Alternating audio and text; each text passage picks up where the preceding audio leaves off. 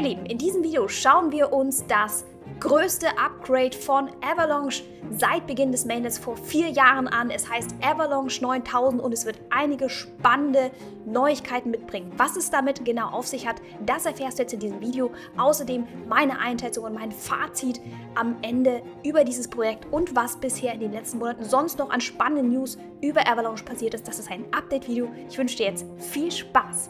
Wenn du mich und den Kanal noch nicht kennst, dann klick jetzt noch schnell auf den Abo-Button, um in Zukunft mit dabei zu sein. Beginnen wir damit, dass der CEO von Everlabs, der Emin Gün Sirer, am 26. September auf das Announcement von Avalanche reagiert hat und er hat geschrieben, dass es das größte Upgrade seit Beginn des Mainnet-Launches vor 4 Jahren sein wird. Und er wird im Rahmen der Summit in Buenos Aires, das ist am 16. und 17. Oktober in Argentinien, wird er weitere Details darüber bekannt geben.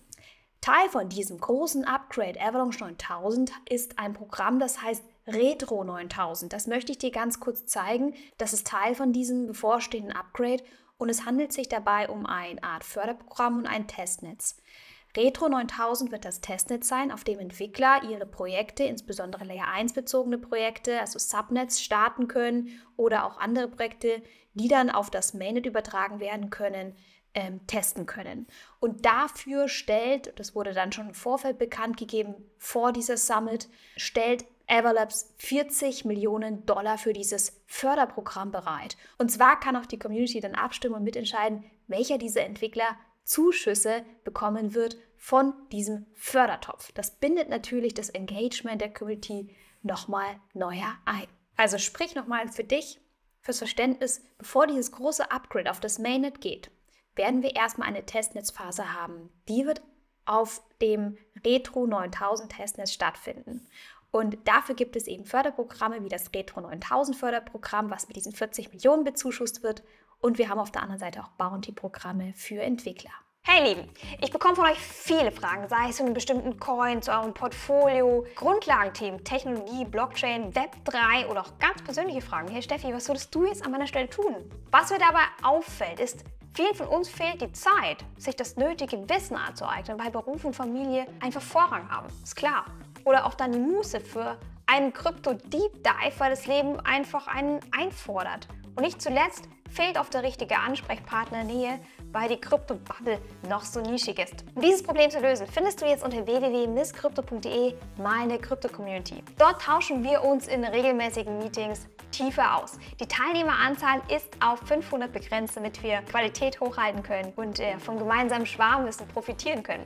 Klingt das gut? Dann sichere dir noch heute deinen Zugang auf www.misskrypto.de. Den Link findest du unten in der Beschreibung. Schauen wir uns jetzt als nächstes an, was das bevorstehende Upgrade Avalanche 9000 beinhalten wird. Die Community hat gefragt, was steckt hinter diesem neuen Upgrade? Warum ist es das größte bisher aller Zeiten nach 4 Jahren?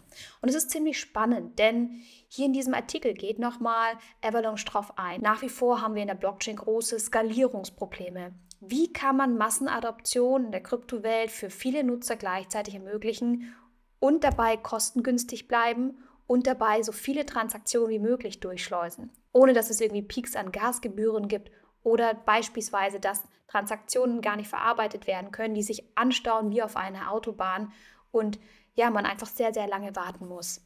Und es haben sich in den letzten Jahren immer so 2 Konzepte etabliert, um Blockchain-Netzwerke zu skalieren. Die werden hier gezeigt. Das eine ist das integrierte Modell und das andere ist das geschichtete Modell, also integrated versus layered. Es gibt jeweils spezifische Vor- und Nachteile für die einen. Hier ist es zum Beispiel der Vorteil, dass du eine zentrale Layer 1 Blockchain hast, auf denen dann die Apps aufgebaut werden. Diese Apps sind untereinander sehr gut connected, sind ja quasi auf einer Ebene, die können über Smart Contracts miteinander sehr gut interagieren, hat natürlich aber auch den Nachteil, dass wenn wir Spitzenzeiten haben, Thema Bullrun und jetzt Millionen von Nutzern auf dieser Layer 1 Blockchain über Apps, beispielsweise DeFi-Dienste nutzen wollen, dass sie dann anfangen untereinander zu konkurrieren. Das kann dann zu Gas-Peaks führen und letzten Endes muss man dann entweder länger warten oder einfach auch mehr zahlen. Will man natürlich nicht, das ist ein Nachteil. Ein anderes Konzept besteht darin, dass man im Grunde angefangen hat, auf eine Layer 1 mehrere Ebenen draufzuschalten, auf denen dann die einzelnen Apps quasi schichtenversetzt laufen.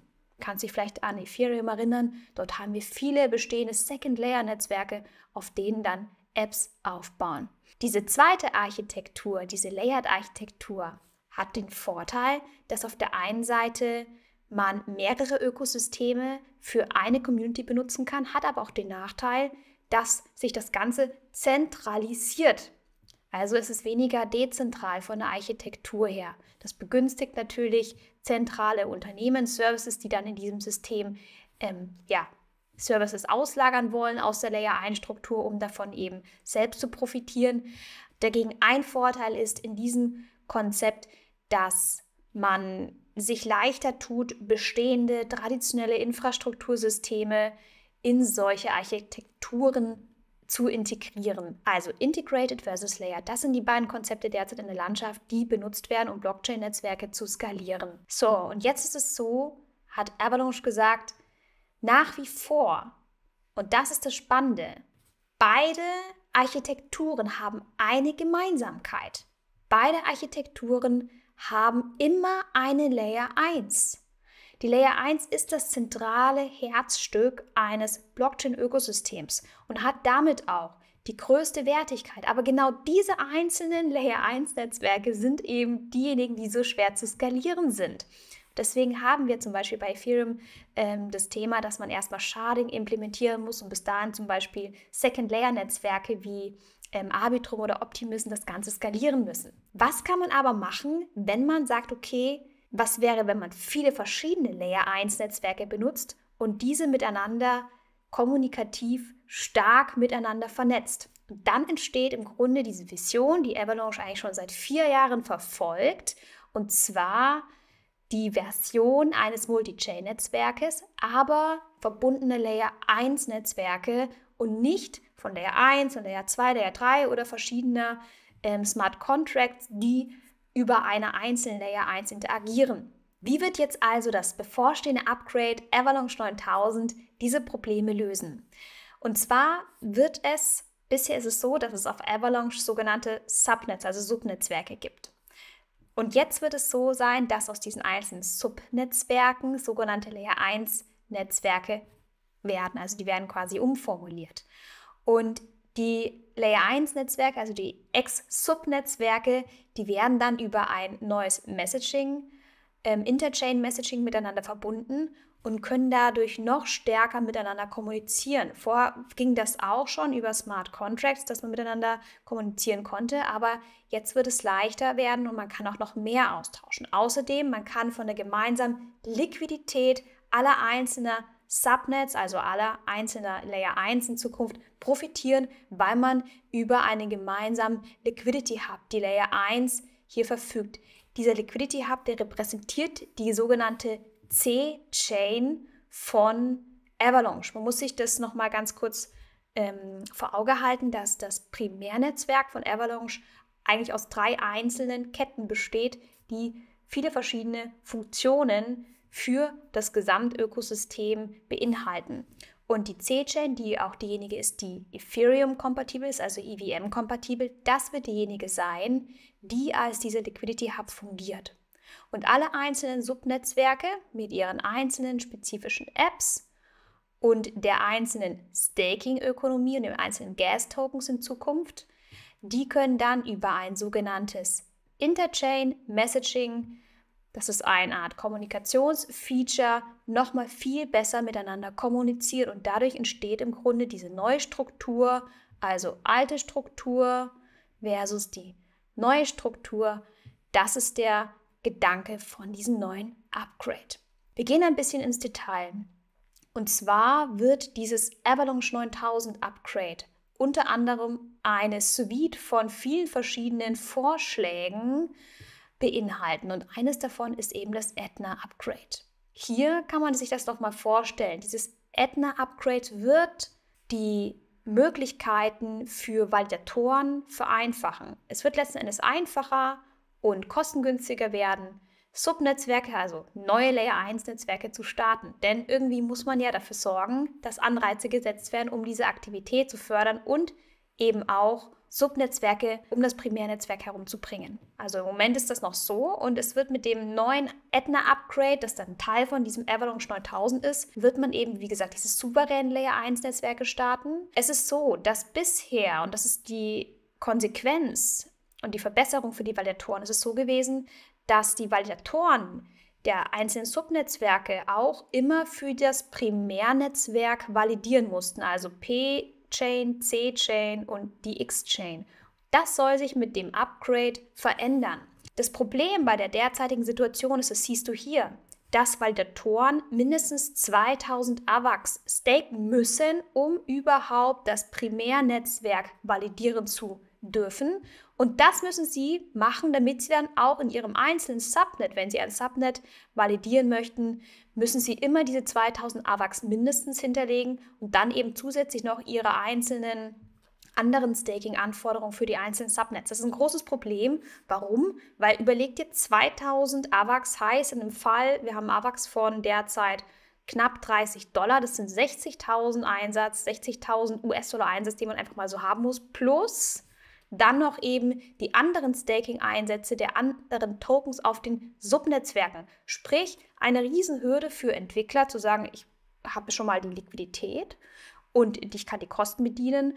Und dann zögert man natürlich, um sein eigenes Subnetzwerk darauf zu errichten. Wie gesagt, die Eintrittsbarrieren werden eben dadurch jetzt geringer. Was sich jetzt mit Aetna und eben damit mit Avalanche 9000 verändert, ist, dass diese 2000 AVAX als Mindestanforderung wegfallen, wenn sich ein Validator entscheidet, nicht das Primärnetzwerk mitzuvalidieren, sondern nur das einzelne Subnetzwerk, was ja dann eben hier mit dieser neuen Struktur, dieser Multi-Chain Layer 1 Struktur angedacht ist.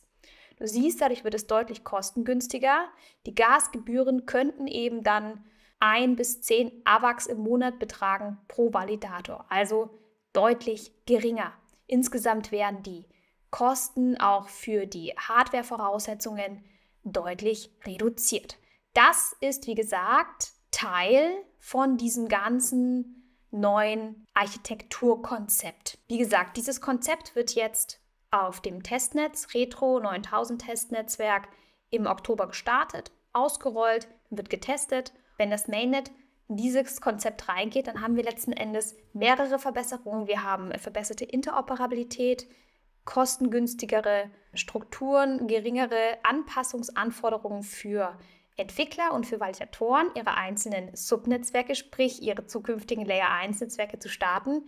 Was bedeutet also dieses Upgrade? Letzten Endes haben wir einen Zuwachs an möglichen Layer 1 Netzwerken in Zukunft für Avalanche. Das wird im Grunde die Netzwerkaktivität antreiben. Und deswegen bin ich da natürlich auch ein bisschen bullish gestimmt, dass das auch Auswirkungen auf den Preis haben könnte von AVAX. Ich habe mir natürlich gedacht in diesem Atemzug, da müssen wir uns noch mal ganz kurz AVAX im Detail anschauen. Was ist da eigentlich in der letzten Zeit so passiert? 2024 hat, wenn man sich September anguckt, AVAX eine Jahresrendite über 200% gehabt. Im Vergleich zu anderen Layer 1 Netzwerken wie Cardano ist das deutlich besser. Es gab andere Netzwerke wie Solana oder Tron, die haben deutlich besser performt. Ich habe das versucht zu analysieren und ich habe mich auf 3 Punkte im Grunde geeinigt. Das erste war, dass sich Avalanche stärker positioniert hat in Trendnarrativen wie Stichwort RWA, Web3 und zum Beispiel auch die Tokenisierung. Es hat eine gute Mischung aus eben diesen Trending-Projekten, aber auch gleichzeitig nachhaltig orientierten Projekten auf das Netzwerk gebracht. Das Ökosystem ist sehr breit aufgestellt, also Games, DeFi, Web3, aber auch für institutionelle Investoren gibt es einige spannende Produktmöglichkeiten auf Avalanche zu bauen, zeige ich dir gleich. Und das andere war, und das war dann so meine Vermutung, wie gesagt, wir haben eben auch natürlich nachhaltigere Projekte, weniger Meme-basierte Projekte und deswegen die Performance nicht ganz so gut im Vergleich wie beispielsweise zu Solana oder Tron. Schauen wir uns das Ganze doch nochmal anhand von ein paar Beispielen an, denn ich finde das immer so ein bisschen simpler, wenn man sich mal anguckt, was in den letzten Monaten passiert ist. Also schauen wir uns doch mal das, was ich jetzt gerade im Tweet geschrieben habe, im Detail an. Und zwar siehst du hier auf der Webseite, dass auf Avalanche knapp 500 Projekte verschiedenster Kategorien aufbauen. Jetzt ist es natürlich auch so, dass von der institutionellen Seite aus viel passiert ist in den letzten, allein zwischen Juni und September. Deswegen gab es natürlich auch so einen kleinen Push für das Netzwerk. Und zwar Beispiel hat Citi, Großbank auf Avalanche, ein Subnet mal aufgebaut und hat in diesem Atemzug ein Patent darauf angemeldet für eine Entwicklung von einer zweischichtigen Architektur. Das war ein Grund zum Beispiel. Das hat den Preis beflügelt. Ein weiterer wichtiger Faktor, der, ich glaube, im August herausgekommen ist, dass die globale Investmentfirma Franklin Templeton mit einem verwalteten Vermögen von über 1,6 Billionen Dollar angefangen hat, auf Avalanche seinen Geldmarktfonds zu tokenisieren. Also hier haben wir ein Beispiel für die Tokenisierung von realen Vermögenswerten. In dem Fall ist es eben der Geldmarktfonds, wo Teile davon auf der Avalanche Blockchain tokenisiert worden sind. Das Ganze ist in Form eines Benji-Tokens quasi sichtbar auf dieser öffentlichen Blockchain. Man kann tatsächlich als Nutzer über eine App, über die Benji-App, kann man sich diesen Fonds, kann man sich Anteile an dem Fonds kaufen, soll über USDC gehen, dann bekommt man im Grunde Anteile in Form dieses Benji-Tokens, der repräsentiert Anteile aus diesem Fonds und dadurch schafft man natürlich ein viel, viel größeres Spektrum an Investoren. Man schafft natürlich auch die Vorteile von DeFi in die traditionelle Finanzwelt zu bringen. Auch in dieser gleichen Zeitspanne, war alles jetzt im Sommer tatsächlich, hat auch ein weiterer Asset Manager, Technologiefirma, diesmal über 1 Milliarden verwalteten Vermögen, hat auch einen Venture-Fonds, auch tokenisiert eben auf Avalanche. Das Ganze mit Unterstützung von Securitize. Dann gab es noch weitere News, auch wenn wir bei der Tokenisierung bleiben und reale Vermögenswerte. In dem Fall geht es um die Tokenisierung für eine Filmfinanzierung. Pressman Films ist ein bekanntes Hollywood-Studio, bekannt für Filme wie Wall Street, American Psycho, hat sich eben mit der Investmentplattform Republic und Avalanche zusammengeschlossen, um die Finanzierung von 6 Filmprojekten zu revolutionieren. Das Ganze funktioniert tatsächlich schon, dass man als Privatanleger ab $200 mitmachen kann. Das Spannende daran ist, dass man eben als Privatanleger schon ab $200 mit investieren kann und man wird tatsächlich auch noch über weitere exklusive Vorteile belohnt, wie beispielsweise, man kann hinter die Kulissen gucken, exklusive Vorführungen, dann wird in Filmcredits mit erwähnt und es bekommt, wie gesagt, auch so ein bisschen NFT-Technologie ins Spiel, man bekommt Anreize, sammelbare Anreize. Also hier im Grunde wird die Filmbranche mit ins Spiel genommen und hier spielt auch Avalanche eine bedeutende Rolle. Wir haben jetzt aber auch Thema Gaming. Avalanche ist sehr stark im Gaming-Sektor mittlerweile integriert, eine der großen Wettstreiter im Bereich, neben Polygon oder auch Solana, beispielsweise auch Immutable. Und zwar hat der legendäre Spieleentwickler Konami auf der Avalanche Blockchain ein neues revolutionäres Projekt eingeführt und vorgestellt. Das ist die Reseller NFT-Plattform. Die wird im Grunde stark darauf abzielen, die Benutzerfreundlichkeit für Web3 Gaming zu vereinfachen, zu verschlanken. Und das war natürlich auch ein bedeutender Schritt. Weiterhin, wenn wir uns Thema News im Gaming-Bereich Avalanche angucken in den letzten Monaten. GameStarters, eine Web3-Gaming-Plattform, hat eine Game Chain auf Avalanche eingeführt, werden 50 Projekte auch schon drauf kommen. Und zwar wird die Game Chain eine sichere, effiziente Umgebung für Spieleentwickler und für Web3-Spiele im Grunde bereitstellen. Vielleicht nochmal so die Vorteile. Avalanche im Bereich von Gaming wird hochgeschätzt eben für seine schnelle Finalität von Transaktionen unter einer Sekunde, also Sub-Second Finality, und eben für die schnellen Transaktionsverarbeitungszeiten. Es sind mittlerweile über 100 Spiele, die auf Avalanche aufbauen. Wir haben eine bedeutende Community, auf die dann zugegriffen wird. Alles in allem eben stark etabliert im Bereich des Gaming-Sektors. Vielleicht auch, was nochmal ganz spannend ist, ein ganz anderes Thema ist das Thema Bitcoin-Ökosystem. Hier ist auch Avalanche stark daran interessiert, Bitcoin auf Avalanche in der Form zu bringen und Bitcoin-Halter im Grunde andere Renditemöglichkeiten zu erschließen. Ein Teil davon sind die News, dass Solve BTC live auf Avalanche ist seit dem 25. September. Dabei handelt es sich um eine Art Protokoll, was die Vorteile von DeFi für Bitcoin-Halter auf Avalanche integrieren soll. Das Spannende an dem Konzept ist, dass man sagt, okay, man möchte eine Art Bitcoin-Reserve für alle schaffen. Also man muss sich das vorstellen, dass Solve BTC ein Liquid Staking Token ist, also ein Derivat von Bitcoin. Das Besondere daran ist, dass das Derivat, wie das hinterlegt ist, eben nicht nur durch Nativ-Bitcoin gedeckt ist, sondern durch verschiedene Assets, verschiedene Reserve-Assets, einschließlich eben Nativ-BTC, aber auch eben über Wrapped Coins, also Wrapped BTC oder in dem Fall von Avalanche ist es BTC-B oder auch Bitcoin-ETFs. Und dadurch hat man einfach eine besondere Kombination, wie diese Assets gedeckt sind. Also wenn man sich das nochmal anguckt, man kann zum Beispiel sagen, ich bin Bitcoin-Halter, ich möchte DeFi auf Avalanche betreiben, ich möchte Rendite auf meine Assets haben, dann würde ich jetzt hier Bitcoin einzahlen, ich würde dafür den gerappten Token auf Avalanche bekommen, das ist BTC-B. Dann würde ich den Liquid Staking Token bekommen dafür, Solve BTC, der wäre dann eben 1:1 gedeckt durch diese verschiedenen Bitcoin-Reserven, die ich gerade schon erzählt hatte. Und dann kann man im Grunde vom DeFi-Ökosystem profitieren. Und das hat natürlich auch den Vorteil für Avalanche selbst, dass man einfach auch das Bitcoin-DeFi-Ökosystem für Avalanche zunehmend erschließt. So, das waren jetzt nochmal gerade so ein paar News-Themen. Fassen wir das Ganze nochmal zum Abschluss zusammen. Also wir haben das bevorstehende große Upgrade Avalanche 9000. Das Testnetz wird im Oktober ausgerollt. Dann können Entwickler endlich ihre Projekte im Testnetz ausprobieren. Die können dann aufs Mainnet übertragen werden. Demzufolge wird die Aktivität und wahrscheinlich auch die Anzahl der Layer 1 Netzwerke im Mainnet zukünftig durch das Upgrade steigen. Das wird vermutlich dann die Nachfrage im Primärnetzwerk auch fördern indirekt. Wir werden den AVAX-Token haben. Der AVAX-Token wird einfach bei Transaktionen verwendet im Primärnetzwerk für Fees. Wir haben dabei auch eine Burning Rate, die sich dadurch erhöht bei steigender Nachfrage im Netzwerk. Wir haben derzeit, ich habe mal nachgeguckt, haben wir schon über 4 Millionen AVAX-Token geburnt. Wir haben eine ursprüngliche Maximalsupply von 720 Millionen Tokens gehabt seit Genesis.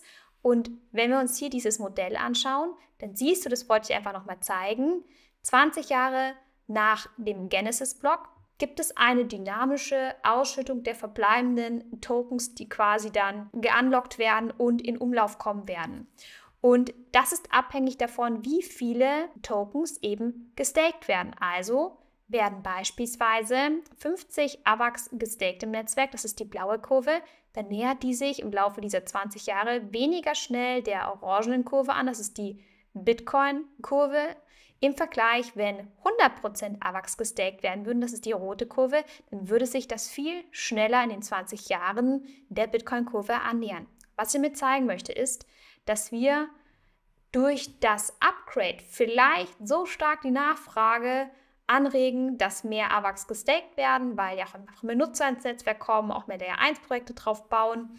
Das könnte natürlich schneller dazu führen, dass wir uns der orangenen Kurve annähern, aber auch, dass zwischenzeitlich einfach auch Peaks entstehen, weil die Nachfrage vielleicht schneller ist, als manchmal diese dynamische Rate der Unlocks nachkommt. Das heißt, alles in allem bin ich da echt gespannt, wie sich das gerade im Bullrun in Spitzenzeiten auswirkt, wie schnell die Tokens freigesetzt werden im Vergleich dazu, wie die Nachfrage im Moment dann dazu kommt. Im Moment ist es so, werden gerade ungefähr 55% der AVAX-Token gestaked. Das heißt, wir sind im Moment bei dieser blauen Kurve, die sich nicht ganz so schnell der orangenen Kurve annähert. Alles in allem, ich bin echt gespannt, wie das Ganze weitergeht und wie sich das Ganze auf den Preis auswirkt in Kombination mit den Tokenomics und mit dem Umstellen auf 9000. Und ja, was denkst du denn darüber? Das war es soweit von meiner Seite aus. Schreib mir gern deine Gedanken unter das Video. Und ansonsten freue ich mich bis zum nächsten Mal, von dir zu hören, von dir zu lesen. Mach's gut, bleib wie ich von Krypto fasziniert.